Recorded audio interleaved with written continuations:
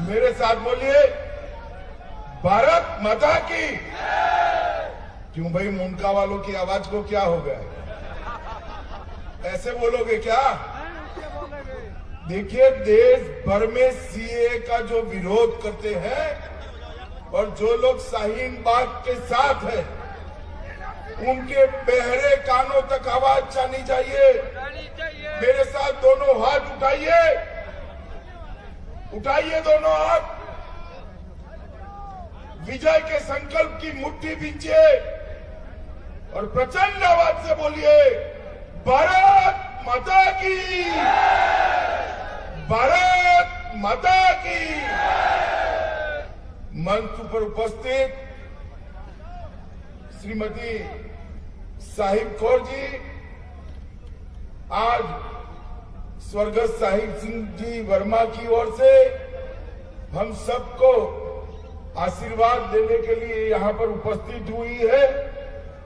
हमारे केंद्रीय मंत्री भाई मनसुख मांडविया जी, श्रीमान हंसराज हंस जी, जो इसी क्षेत्र से लोकप्रिय सांसद भी है और बहुत बड़े सूफी कलाकार भी हैं, और आज हम जिनको जिताने के लिए एकत्रित हुए हैं, ऐसे हमारे भाई मास्टर आजाद सिंह जी, महिपाल ढांडा जी, वरुण सैनी जी, सुखबीर सिंह जी, करण सिंह जी, जीत शौकीन जी, जोगीराम गौतम जी, नरेंद्र माथुर जी, जयेंद्र डबास जी, दुष्यंत लकड़ा जी, पूनम डबास जी, श्रीमती ज्योति रचोया जी, और आज यहाँ पर राजस्थान भारतीय जनता पार्टी के अध्यक्ष भाई सतीश पुनिया जी भी उपस्थित है, और हमारे पद्मश्री विजेता योगेश्वर दत्त भी आज यहाँ पर आए हुए हैं। इस सभी का और आज यहाँ पर उपस्थित भाइयों, बहनों, माताओं और मेरे जिगर के टुकड़े जैसे युवा मित्रों, आप सभी का मैं हृदय से भारतीय जनता पार्टी की इस रैली में स्वागत करता हूं।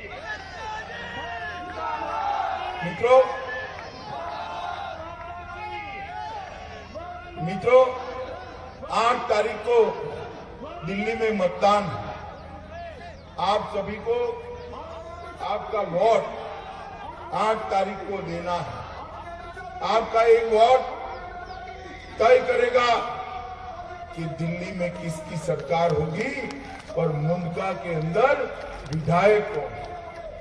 मगर मैं आपको ये बताने आया हूं, भाइयों, बहनों, माताओं, जब आप 8 तारीख को वोट करें और मास्टर आजाद सिंह को जिताने के लिए कमल के निशान पर वोट करें, तब आप ऐसा मत सोचना कि सिर्फ मास्टर साहब को जिताने के लिए आप वोट कर रहे हो। आपका एक वोट दिल्ली और देश की सुरक्षा निश्चित करने के लिए भी काम में आने वाला है। भाई नरेंद्र मोदी के हाथ मजबूत करने वाला। मित्रों, इस चुनाव के अंदर भाई ये टीवी वाले जरा सेट करके बैठ जाओ, जरा यही रहने वाला हूं, बैठ जाओ, जरा बैठ जाओ, काली जर्सी तुम भी बैठ जाओ। मित्रों, आपका एक वोट जब आप देने जाए तब ये संज्ञान में रखे कि चुनाव दो खेमों के बीच में है, दो विचारधाराओं के बीच में। एक और ये लोग इकट्ठा हुए हैं, राहुल बाबा एंड केजरीवाल एंड कंपनी, जो मानते हैं कि इस देश के अंदर तुष्टीकरण की राजनीति होनी चाहिए, इस देश के अंदर वोट बैंक की राजनीति होनी चाहिए, और जो कहते हैं कि हम शाहीन बाग वालों के साथ, और दूसरी ओर नरेंद्र मोदी जी के नेतृत्व में भारतीय जनता पार्टी की देशभक्तों की टोली है, जो मानते हैं नरेंद्र मोदी जी इस देश की सुरक्षा से बढ़िया इनके अलावे कोई कर नहीं सकता। मित्रों, इन दोनों के बीच में आपने चयन करना है, तो मुझे विश्वास ये धरती स्वर्गस्थ शहीद सिंह जी ने अपने देशभक्ति के संस्कारों से सींची हुई धरती।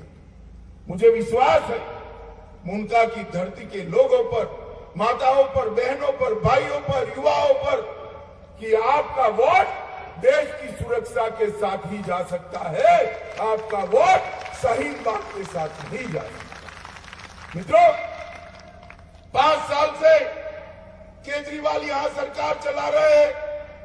मैं देख रहा हूं 5 साल से इस देश के अंदर कई प्रकार की स्पर्धाएं सरकारों के बीच में हुई। मित्रों, मैं बड़े बचपन से राजनीतिक दल का कार्यकर्ता बना, भारतीय जनता पार्टी का कार्यकर्ता बना। 13 साल की आयु से सार्वजनिक जीवन में काम कर रहा हूं। 56 साल हो गए मुझे। बहुत सारे चुनाव लड़े हैं, लड़ाए हैं, जीते हैं, हारे हैं।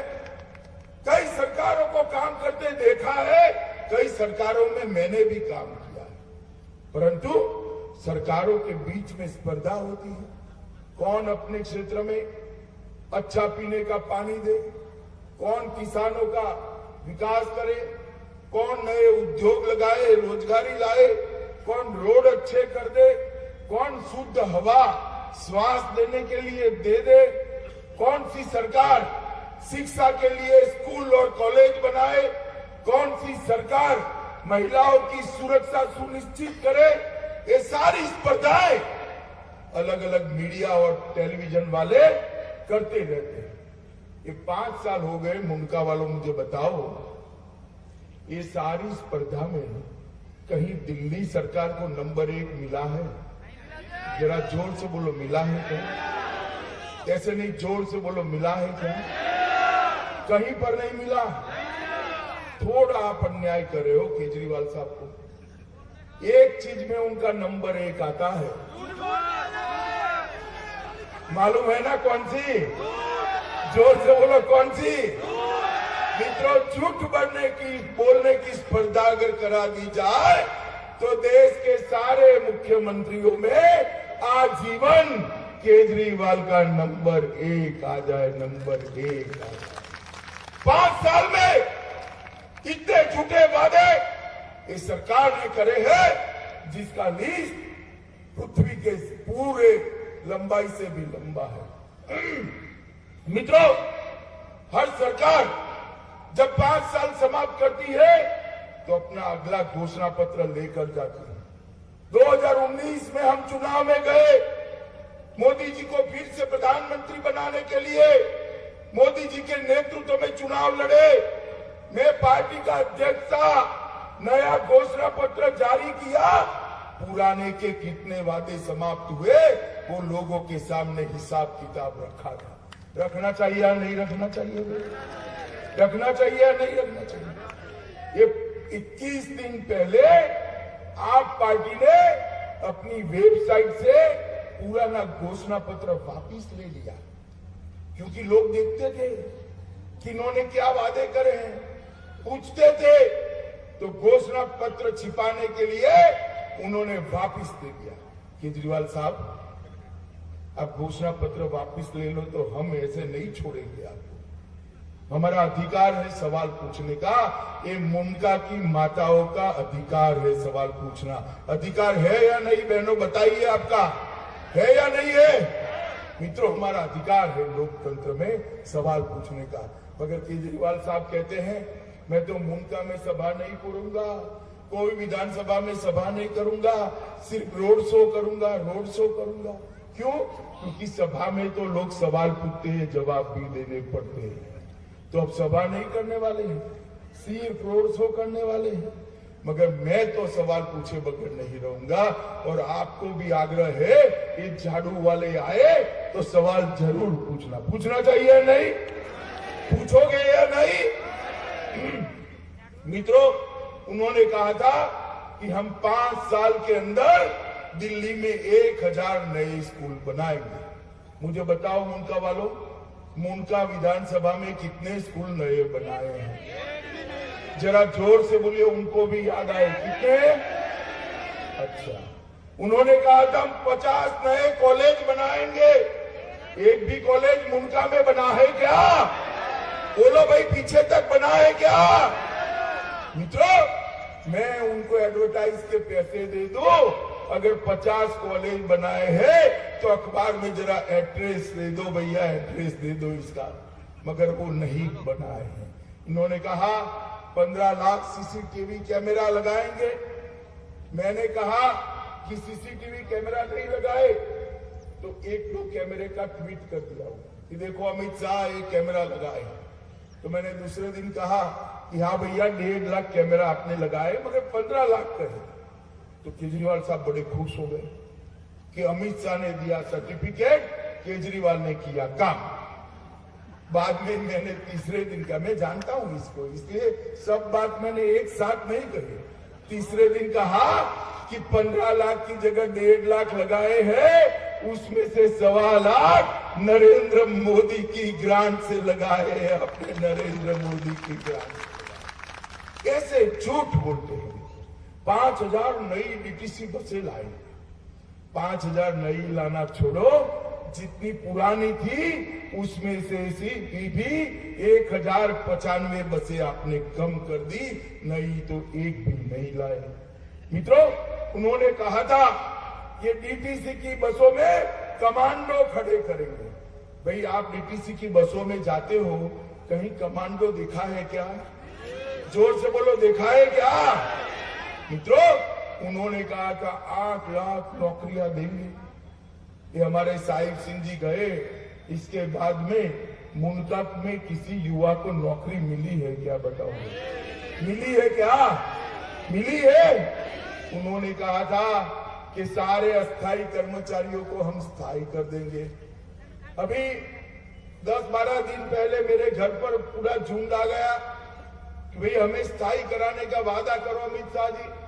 मैंने कहा यार, आप तो स्थायी हो जाने चाहिए थे, केजरीवाल सरकार के तो टाइम समाप्त होगा।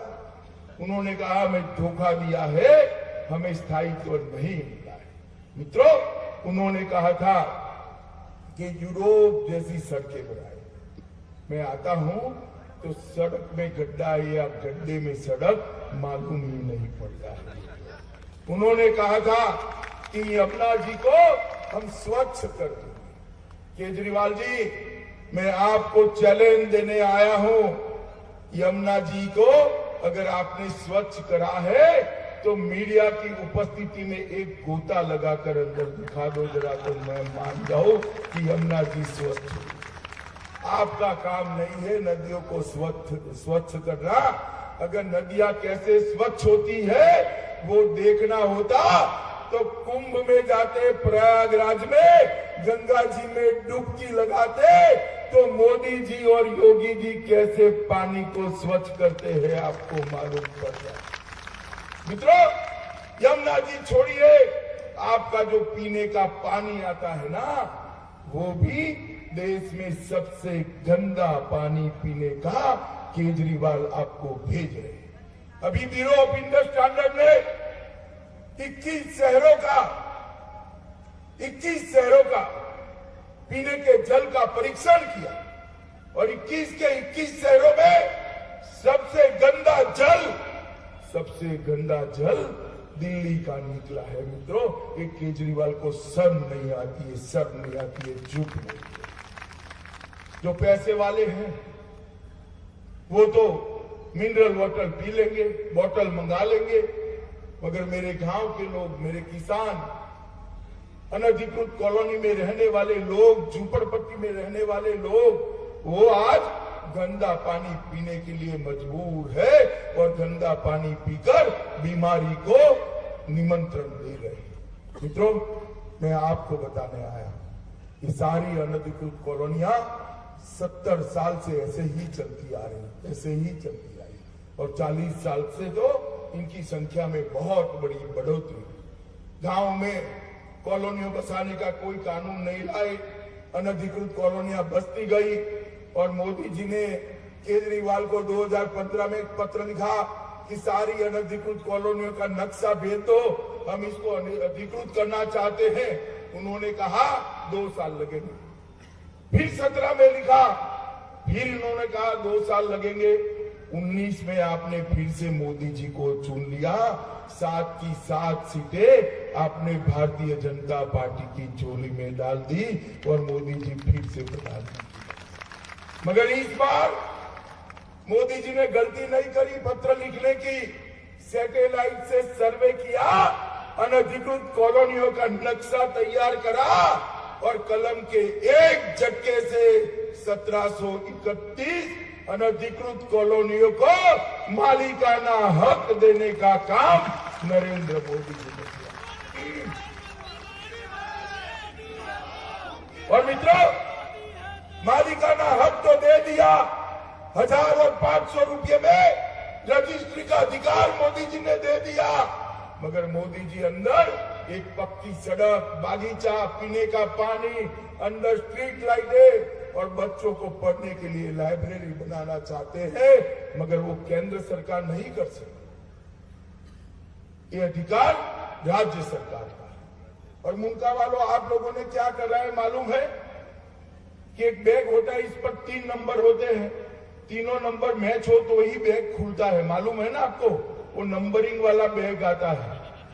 तो आपने पहले नंबर में केंद्र सरकार का 1 नंबर मोदी जी का कर दिया, तीसरे नंबर में 1 नंबर म्युनिसिपल कॉर्पोरेशन में मोदी जी का कर दिया और बीच में केजरीवाल का 0 रख दिया है। बैग खुलेगा क्या? खुलेगा क्या? खुलेगा क्या? तो तीसरा नंबर भी 0 से ऊपर उठाकर 1 कर दो, दिल्ली के विकास का पिटारा खुल जाएगा और दिल्ली का विकास ये हर अनधिकृत कॉलोनी के अंदर हम पक्का रोड, स्ट्रीट लाइट, पीने का पानी, गटर, बागीचा और लाइब्रेरी देना चाहते हैं। आप मोदी जी पर भरोसा करिए, एक बार दिल्ली की सरकार बनाइए, हमारे मास्टर जी को जिताकर दे दीजिए। मैं आपको बताता हूं, हम दिल्ली को विश्व की सर्वश्रेष्ठ राजधानी बनाकर आपको देंगे। मित्रों, सर्वश्रेष्ठ राजधानी बनाएंगे।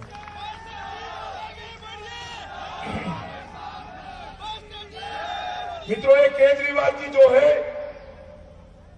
वो गरीबों का भला नहीं चाहते। नरेंद्र मोदी जी एक आयुष्मान भारत योजना लेकर आए। क्या है ये आयुष्मान भारत योजना? आज स्थिति क्या है भाई?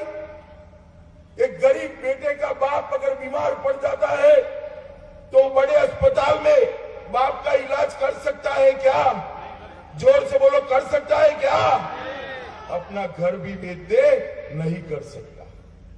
मोदी जी ने एक आयुष्मान भारत योजना लाई, 10 करोड़ परिवार, 60 करोड़ लोगों को 5 लाख तक का सारा स्वास्थ्य का खर्चा, हॉस्पिटलाइजेशन, ऑपरेशन के बाद का हॉस्पिटलाइजेशन, सारे टेस्टिंग, दवाइयां और घर पर छोड़ने के 300 रुपया अलग से। ये सारा नरेंद्र मोदी जी 60 करोड़ गरीबों को देते हैं और 1 करोड़ गरीबों ने इसके तहत फ्री ऑफ कॉस्ट ऑपरेशन कराने का काम समाप्त कर दिया है। मित्रों, समाप्त कर दिया। मगर आप मुंडका वालों ताली मत बजाओ, क्योंकि ये फायदा दिल्ली वालों को नहीं मिल रहा है। केजरीवाल जी ने आयुष्मान भारत योजना को रोक कर रखा है, दिल्ली के गरीबों तक ये आयुष्मान भारत योजना पहुंचने नहीं दी है। मैं आपको विश्वास दिलाता हूं, जिस दिन दिल्ली के मुख्यमंत्री का शपथ हुआ, इसके 1 घंटे के अंदर आयुष्मान भारत योजना को हम दिल्ली के अंदर लागू कर देंगे। मोदी जी चाहते हैं कि दिल्ली में जितनी भी झुग्गियां हैं, हर जगह प्रधानमंत्री आवास योजना के तहत जहां झुग्गी है वहीं पक्का मकान, हर झुग्गी वाले को 2 कमरे का फ्लैट देने का काम नरेंद्र मोदी जी करने वाले हैं। मित्रों, दिल्ली के अंदर से सारी झुग्गियों को अच्छे मकान देने की योजना मोदी जी ने बनाई। और मित्रों, हम केजरीवाल जैसे नहीं, जो बोलते हैं वो, और मोदी है तो जोर से बोलो, मोदी है तो। ये झोपड़पट्टी वाले सारे भाइयों बहनों को पक्का घर देने का वादा नरेंद्र मोदी जी ने किया है। जो बच्चियां हैं गरीब कॉलेज जा रही है उनको स्कूटी देने वाले हैं, जो प्राइवेट प्राथमिक और सेकेंडरी में बच्चियां जाएगी उनको साइकिल देने वाले हैं, गरीबों को 1 रुपया किलो, सिर्फ 1 रुपया किलो गेहूं का आटा हर व्यक्ति को 5 किलो देने वाले हैं। 5 किलो ये भारतीय जनता पार्टी ने तय किया। मगर केजरीवाल जी अभी भी अपने झूठे वादों पर कायम है। मित्रों, मोदी जी ने मेट्रो का जाला बुना, बड़े बड़े हाईवे बनाए, फ्लाईओवर बनाए, ये गांव को शहरी गांव का दर्जा देकर हमने आप लोगों के विकास के लिए एक रास्ता प्रशस्त किया। और हमने तय किया है मित्रों, लाल दोरे से परेशान होना आप लोग, जरा जोर से बोलो भाई, लाल दोरे से परेशान होना हो या नहीं हो या नहीं हो? ये मास्टर जी को विधायक बना दो, लाल दोरा नीला दोरा कर कर हम पूरे लाल दोरे को उठा नहीं जा रहे हैं मित्रों, पूरे लाल ये विकास जो होना चाहिए गांव का, ये लाल दोरे ने रोक कर रखा है, हम इसको हटाने जा रहे हैं। और मित्रों, मैं आज आपको बताने आया हूं, आपने 2019 में फिर से मोदी जी को देश का प्रधानमंत्री बना दिया, 303 सीटें दी, 2/3 बहुमत दिया, राज्यसभा में पूर्ण बहुमत दिया और मोदी जी ने 6 महीने के अंदर एक के बाद एक के बाद एक के बाद एक देश की सारी समस्याओं को समाप्त करने की शुरुआत कर दी। मित्रों, शुरुआत मुझे बताओ, मुंडका वालों, आप चाहते थे या नहीं कि ये कश्मीर हमेशा के लिए भारत का अभिन्न अंग बन जाए? जोर से बोलो, चाहते थे या नहीं चाहते थे? मगर ये धारा 370 और 35 से कश्मीर को हमसे अलग कर दिया। जवाहरलाल नेहरू डालकर गए थे, 70 साल से ये धारा 370 कोई छूने की हिम्मत नहीं करता था। आपने मोदी जी को पूर्ण बहुमत दिया, मोदी जी ने 5 अगस्त 2019 को धारा 370 और 35 को समाप्त कर दिया मित्रों, समाप्त। और आज इस 26 जनवरी को टीवी पर देखकर छाती गज गज फूल जाती है मित्रों कि कश्मीर के अंदर हमारा तिरंगा आसमान की ऊंचाइयों पर लहरा रहा है। मुझे बताओ माताओं, भाइयों, बहनों, ये लोग 370 क्यों नहीं होता है? मालूम है आपको? मालूम है? वो उनकी वोट बैंक से डरते थे, उनकी वोट बैंक से, कि 370 हटाई तो उनकी वोट बैंक उनको वोट नहीं देगी। उनकी वोट बैंक आप हो क्या? आप लोग हो? आप लोग हो? कौन है उनकी वोट बैंक? बताओ युवाओं, जोर से बोलो कौन है, और जोर से बोलो कौन है? मित्रों, वो उनकी वोट बैंक से डरकर धारा 370 को नहीं है। मित्रों, 500 साल से देश का हर व्यक्ति चाहता था कि जहां प्रभु श्री राम का जन्म हुआ वो ही अयोध्या में उनका भव्य मंदिर बने। मित्रों, पूरा देश चाहता था या नहीं चाहता था? जोर से बोलो, चाहता था या नहीं चाहता था? मगर कोर्ट में केस आता था, तारीख पे तारीख, तारीख पे तारीख, तारीख पे तारीख, केस चलने नहीं देते थे। एक अपील सिंबल खड़े हो जाते थे और कहते थे अभी ना चलाओ, अभी ना चलाओ। क्यों भैया कपिल, तेरे पेट में क्या दर्द होता है? मोदी जी को दोबारा चुनकर भेजा, कोर्ट में डेट आई, सरकार ने कहा कि इसको तुरंत चलाइए, कोर्ट ने भी माना और 5 जजों ने कह दिया जहां राम जन्मे थे वही रामलल्ला का भव्य मंदिर हम बनाएंगे। और मित्रों, मैं आपको कह कर जाता हूं, ये राहुल बाबा केजरीवाल एंड कंपनी कितना भी रोकने का प्रयास करे, मैं आज कह कर जाता हूं 4 महीने के अंदर आसमान को छूने वाला भव्य राम मंदिर हम अयोध्या के अंदर बनाने की शुरुआत। मुझे बताओ मित्रों, ये राम मंदिर के लिए ये लोग तैयार क्यों नहीं थे, भला बताओ? जोर से बोलो, क्यों? वोट बैंक से डरते थे। उनकी वोट बैंक आप हो क्या? जोर से बोलो, आप हो क्या? कौन है? जोर से बोलो, कौन है? पीछे वाले भी बोले, कौन है? मित्रों, ये वोट बैंक के लिए रामलला का मंदिर नहीं बनाते थे, मगर हम वोट बैंकों से नहीं डरते हैं। हम देश के भले के लिए काम करने वाली पार्टी है। मित्रों, मुझे बताओ, 10 साल तक सोनिया मनमोहन की सरकार चली, कांग्रेस की सरकार चली। ये पाकिस्तान से आए दिन आलिया मालिया जमालिया घुस जाते थे, हमारे जवानों के सर काट कर ले जाते थे और सरकार के मुंह से ऊप नहीं निकलती थी।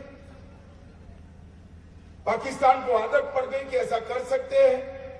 मोदी जी की सरकार आई, उरी और पुलवामा पर हमला हुआ। उनको मालूम नहीं था पाकिस्तान वालों को कि सरकार बदल गई है, कांग्रेस की सरकार नहीं है, भाजपा की सरकार है। मनमोहन सिंह प्रधानमंत्री नहीं है, 56 इंच के सीने वाला नरेंद्र मोदी सरकार।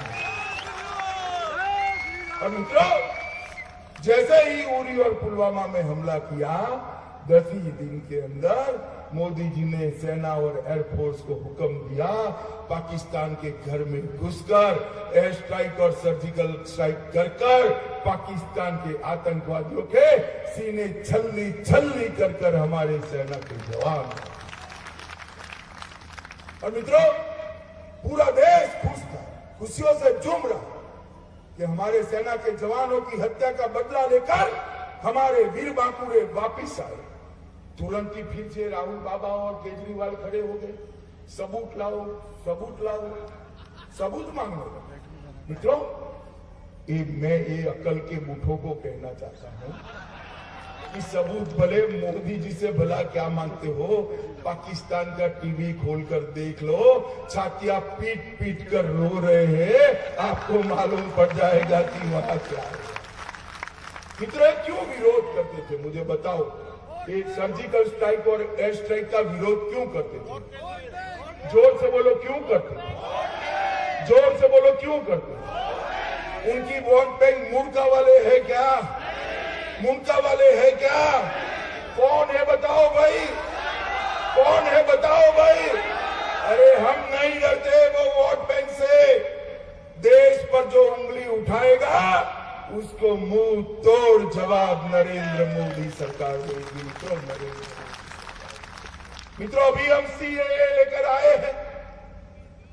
उन्होंने सीएए का विरोध किया। क्या है सीएए?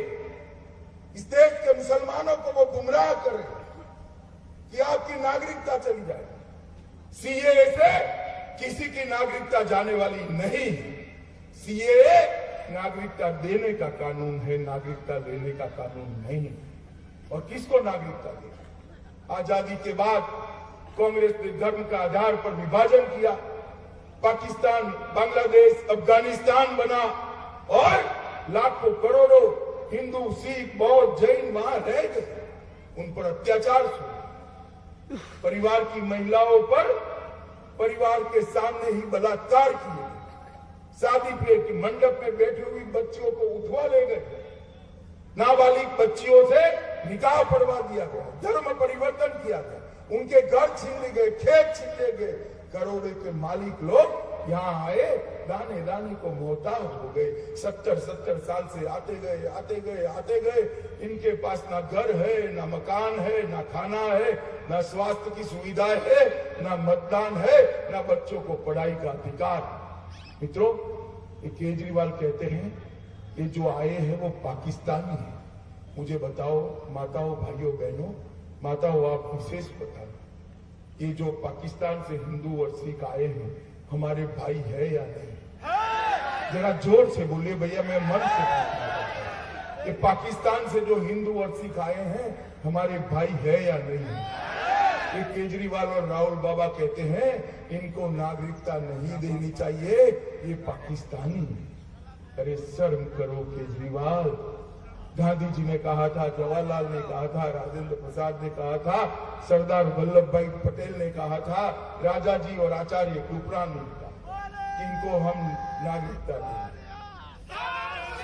और मित्रों, मैं आप सभी को कहने आया, ये लोग जो कहे वो कहे, मोदी जी इनको नागरिकता देने वाले हैं, देने वाले हैं, देने।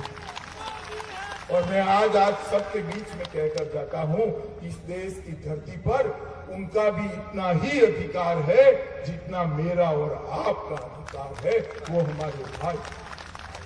मित्रों, इसके सामने लोगों को उकसाया, दंगे कराए, बसें जलाई, गाड़ियां जलाई। देखा था ना टीवी पर कौन कर रहा था ये सब? देखा था या नहीं कर रहा था? ये आप पार्टी और कांग्रेस पार्टी दिल्ली में दंगे कराना चाहती है और आज भी निर्लज होकर कहते हैं कि we are with Shaheen Bagh, हम शाहीन बाग के साथ। मैं मुनका वालों को पूछने आया हूं, आप शाहीन बाग के साथ हो क्या? जोर से बोलो, मन से बोलो, शाहीन बाग के साथ हो क्या?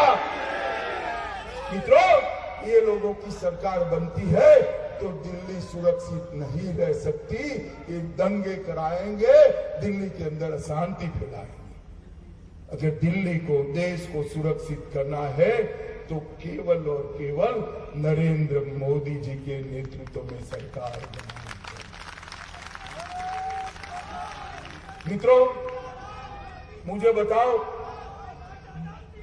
दिल्ली को विकास के रास्ते पर ले जाने के लिए 8 तारीख को मास्टर आजाद सिंह को जिताएंगे क्या? जोर से बोले, जिताएंगे। कमल के निशान पर बटन दबाएंगे। देखिए भाई, कमल के निशान पर बटन जरूर दबाना। माताएं भी कमल के निशान पर बटन जरूर दबाए, मगर इतनी जोर से दबाना कि बटन मुंडका में लगे, करंट शाहीन बाग के अंदर लगे। दबाएंगे क्या? भाजपा सरकार बनाएंगे, मोदी जी के हाथ मजबूत करेंगे, दिल्ली को सुरक्षित करेंगे, देश को सुरक्षित करेंगे। तो मेरे साथ दोनों हाथ उठाइए, उठाइए दोनों हाथ, विजय के संकल्प की मुट्ठी भींचिए और प्रचंड आवाज से बोले, भारत माता की, भारत माता की, भारत माता की, वंदे वंदे वंदे